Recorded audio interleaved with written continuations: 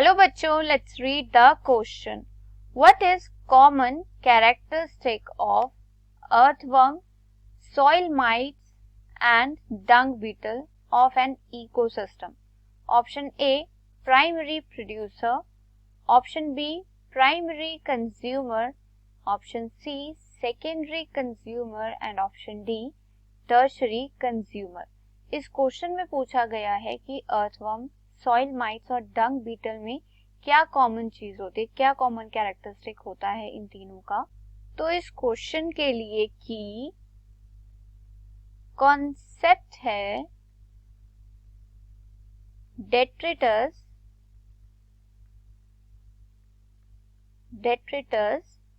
Food chain. Detritus food chain क्या होती है? It is a food chain जिसमें जो एनर्जी सोर्स होता है it is the dead organic matter. Dead organic matter is the source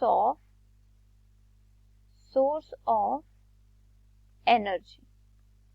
energy का source क्या होगा? डेड ऑर्गेनिक मैटर जो है एनर्जी का सोर्स होगा in the case of detritus food chain.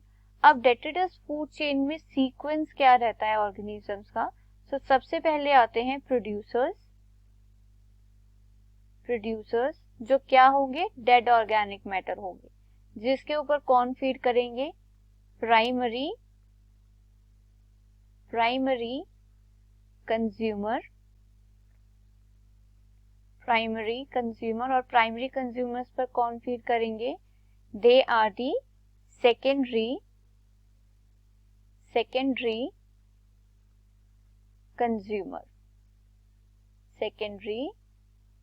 Consumer. So producers की कैटेगरी में इन डेट्रिटस फूड चेन क्या होंगे? डेड ऑर्गेनिक मैटर, क्योंकि ये क्या है? एनर्जी का सोर्स है. अब इन डेड ऑर्गेनिक मैटर्स के ऊपर कौन फीड करता है? They are feed upon by the decomposers. और सबसे ज्यादा कॉमन एग्जांपल क्या है डिकम्पोजर्स का? अर्थवर्म. और अर्थवर्म के अलावा कौन कौन होते हैं? दे आर दी डंग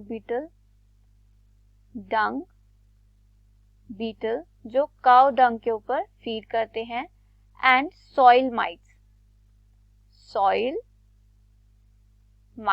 ये सभी क्या हैं? डेड ऑर्गेनिक मैटर के ऊपर फीड करते हैं. So they comes under the category of primary consumers. और इन डिकम्पोजर्स अर्थवर्म के ऊपर कौन फीड करता है? They are generally feed upon by the birds जो हैं इनके ऊपर फीड करते हैं.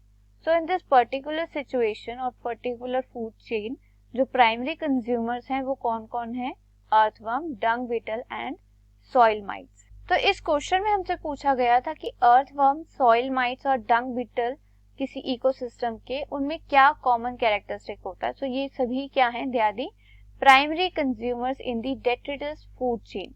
So for this question, the final answer is option B, primary consumers. I hope you understood it well. Best of luck. Thank you.